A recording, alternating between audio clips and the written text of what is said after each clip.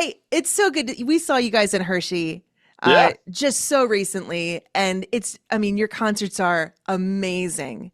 Um, Man, that was so fun. I hope you guys had a blast while you were in our We, hometown. we did. We're so grateful to have been there with you guys and just to make some of the memories. I had, family and friends up there. And so, yeah, Hershey was a wonderful day that we will not soon forget. Oh, good. I know a lot of people left, my son included, saying, I think I should be a drummer.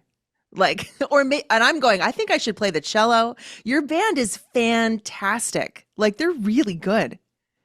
Oh, yeah. I mean, look, Joel and I, our talents are not necessarily in our incredible versatile playing of many instruments, but our band is very, very different. That was always our hope, is to be able to have a bunch of guys that could do all sorts of different things. And I think it's something in the variation. There's one guy in particular in our band. I mean, I don't know anything that he can't play, but he'd be like, I just wish I was a master at one thing. And I said, no, your gifting is the fact that you can play so many different things at such a high standard. What a gift. What a gift.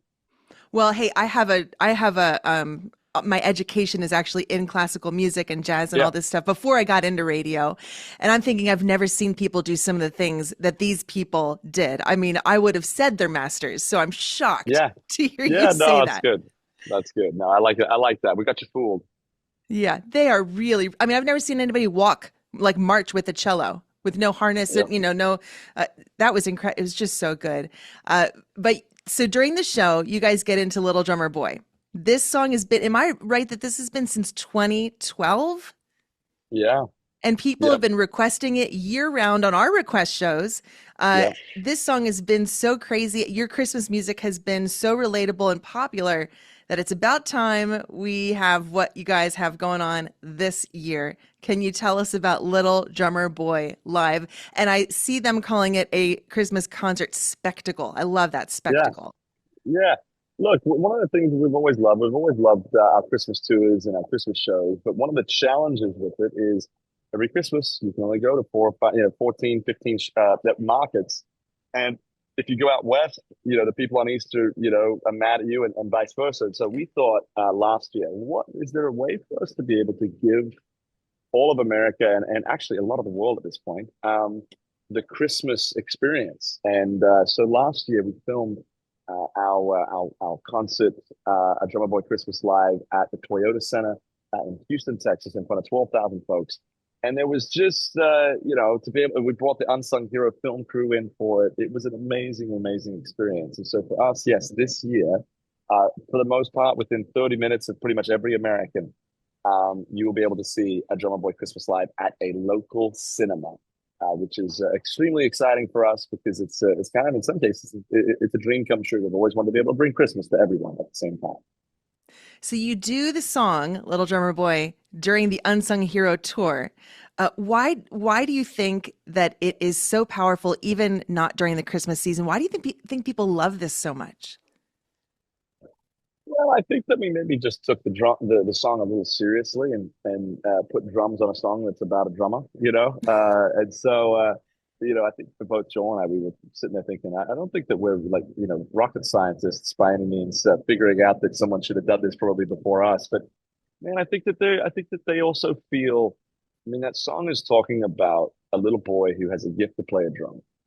He can't do much else. He's poor, but he has a gift to play a drum, so he will play it for Jesus. And I think there's something about people being able to apply that truth with all of their gifts all year round. Well, not everybody can play drums. Not everybody can be a radio DJ. Not everybody can be a journalist or a job that people might deem as influential or interesting. But for God, He just cares about your simple talents, and will you do it for Him? I've seen already Silent Night, the that song from this movie or spectacle, whatever, is already out. And so you can watch that and you can see kind of the scale to which you guys take things. If people have never seen you in concert and they have no idea what to expect, you might want to warm up a little bit because you guys, I mean, it's just astounding the heights literally that you go to, the impact that every single note has. There's visual, there's audio, all of this stuff. So Silent Night is already out. People can check that out. What else is included in all of this? Some of the other songs that you're looking forward to Yeah, people well, seeing. yeah, well, I mean, obviously we play all the Christmas things, but for those of you people out there that are like, I like Christmas, but I love the regular stuff. We also play kind of the biggest songs that you would know us by all year round. We play those songs as well, and I think our hope was is to give a front row seat to what we do live, and because even if you come to a concert, you may have good seats, you may not always not have the greatest seats, and I think this was a way to kind of solve a lot of problems that we had hoped for, and that is let's give them something. Let's give them a front row seat to, the concert celebrating the greatest story ever told. I think that's the other thing that we forget is I hope that what we do in life is excellent because I think that's what Jesus deserves. He deserves excellence, and hopefully people. When they watch something like this, they kind of sit back and they stand in awe of the glory and the majesty of the little baby boy that came just over 2,000 years ago to bring healing to the world. I mean, what a great thing to celebrate. The Little Drummer Boy Christmas Live is in theaters from the 5th to the 9th, but there's also the live album releasing November the 22nd. Yep, So people yep, can listen to it as well, but limited engagement in the theaters. And then you guys are going on break. So yeah. I've seen you're taking 2025 off to dig into more of the things that you do musically and also with film. Your brother keeps calling it that there's going to be For King and Country 2.0. What in the world? How are you going to 2.0? For King and Country OG is already awesome. 2.0, surely you're not being replaced or what are you guys doing? Yeah, look, I think that maybe 2.0 in the sense of we've never been able to take a creative, or we've never been able to take a traveling hiatus before. We've been doing this for over 13 years now, which is just wild to think about. And most of those albums are been written on the road, and we've toured, pretty hard. And so I think that the hope is 2.0 is what does it look like if that's what we just focus on?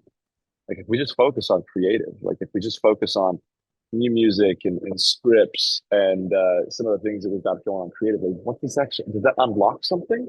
Does that do something? Does that create 2.0? I don't know. But I do think, but even so, sometimes 2.0, could also be just that when you do something that you love with greater exuberance and you do it with, you do it with rest, maybe hopefully it's better.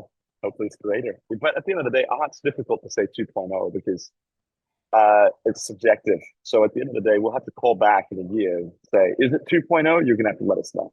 It's building a lot of suspense, that's for sure. That's right. I love that you've let us into your family, of course, in the Unsung Hero movie, but also your wives, both you and your brother. Your wives are up to things as well. And Yeah. Mariah, who we've played on WJTL in the past, but can you tell us what your wife is up to? Because she's got new stuff on the horizon too. Yeah. Yeah. See, my wife is, man, I mean, I could cry just that is starting just with that, but is an astounding person. And you know that there's people in your lives. I think there's a lot of people like that who have said they've made the right hard decisions. And I think that my wife has lived a life of living out the right hard decision. And because of that, she's been working. There's just a lot of things that God's done in her life. And so I've been saying for years, hey, honey, you may not think you're ready for it, but I think you should write a book. Just talk about some of these things that have been going on in your life. And so last year, well, early actually this year, she put together a 31-day devotional for women. And it's just kind of all the things that she's learned. I think that the greatest stories worth being told are the ones that have been lived. And a lot of these are just the things that my wife is, I don't even want to say stumbled upon. I want to say wrestled with over raising, obviously our kids aren't grown yet, but being married for 14 years and being a mother to four children, you learn a lot through those things. And so this is her book, and we're really, really excited about it. Oh, I can't wait. So exciting. Congratulations on everything going on. And we're with you for this Christmas season. And, while we'll miss you next year, I'm sure you won't be completely gone from everybody's No, lives, and it'll be no. well worth whatever goes on in that time you spend away. So, blessings on that. And thank you so much, Luke, for chatting today. I know you've got a gazillion things going on. Always love catching up with you guys. Always enjoy, Kristi. Thanks, and great to see you and folks up there in Hershey. And we look forward to coming back and seeing you guys all sometime very soon.